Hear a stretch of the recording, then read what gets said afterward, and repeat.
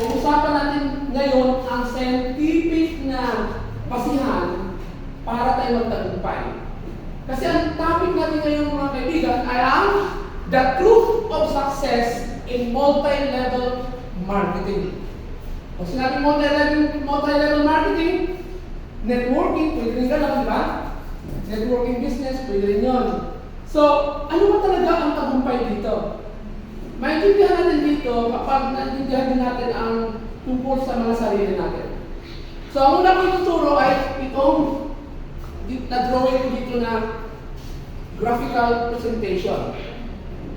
Meron kasi tayong tinatawag na self-awareness sa sarili natin. Ayun ang dapat natin tingnan. Ano ba yung awareness mo? Kasi yun ang magpakontribute sa tagumpay natin. At sa self-awareness na yan, nandiyan yung pag-iisip natin, thinking, yung belief natin, mga beliefs natin sa buhay, saka yung feelings. Tandaan natin yung feelings, yun ang magpo-program sa atin. Okay? Kung na-program ka na, yun ang mag-reprogram. Yung feelings. Alright. Meron kasi tayo tinatawag na subconscious programming na kung saan, kung anong na-program sa sarili natin, i-release natin yung raw emotions. Siyempre, pag naglabas ka ng emotions, lalabas yun sa pagsasalita mo at sa mga actions na ginagawa. Mahalagang mapag-aralan natin ito para maintindihan natin kung paano maging successful na magsisimula sa bawat sarili natin. Dapat ang development natin yung tinatawag na inside-out development. Hindi dahil nanggaling sa labas, dapat manggaling sa atin ang tagumpay.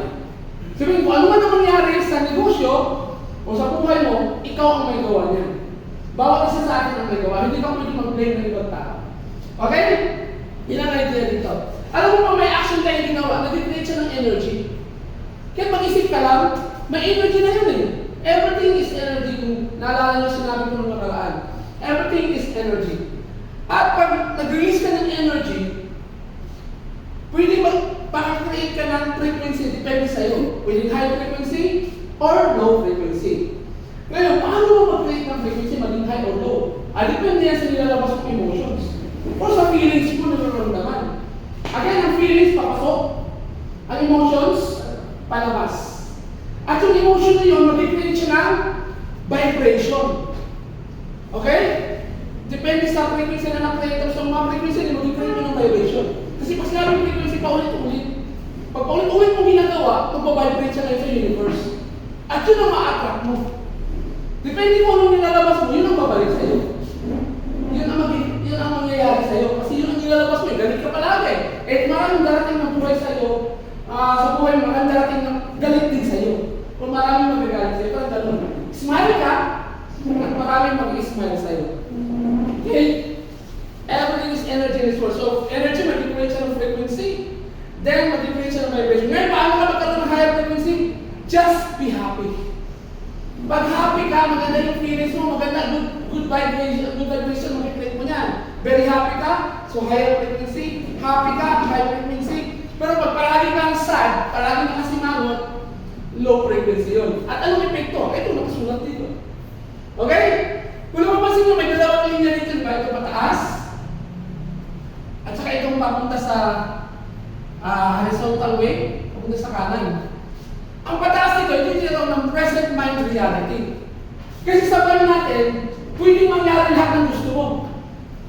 Pero itong present reality mo ngayon, ayun talaga ang buhay mo. Tama?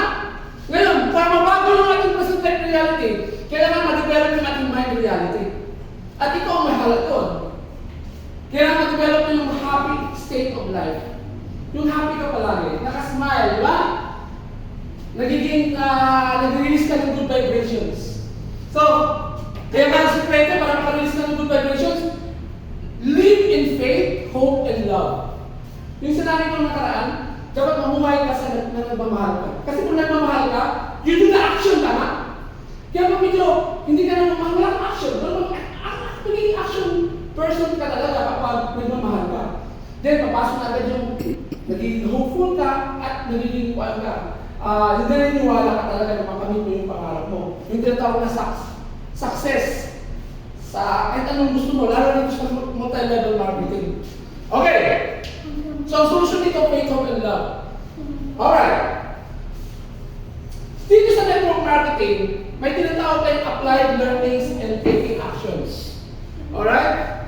So, dito, mag-leverage tayo, depende sa gagawin mong steps. So, ang target natin ngayon, paano magkaroon ng higher results? Kung hindi man high results. Pero iwasan natin na magkaroon tayo ng low results at paano magkaroon ng very low results. Ayaw natin ng gano'n. Ang gusto natin sa higher, di ba? Para makuha natin yung bigger dreams or big dream. Okay na yung big dream eh. Pero kung makuha pa natin yung big dream na hindi mo inasahan, nakuha mo, ay the better. Tama? Dito kasi pag umakanta rin ito, you change yung reality.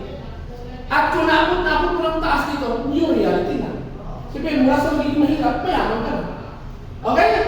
So, yun ang gusto ko ipakita sa inyo. Or else, same reality, ayaw natin ng ganun. Na ganun pa rin ang buhay. Tama? Ngayon, sa sunod kong topic, ipapakita ko na sa inyo ang steps para maabot ang bigger dreams. Okay ba?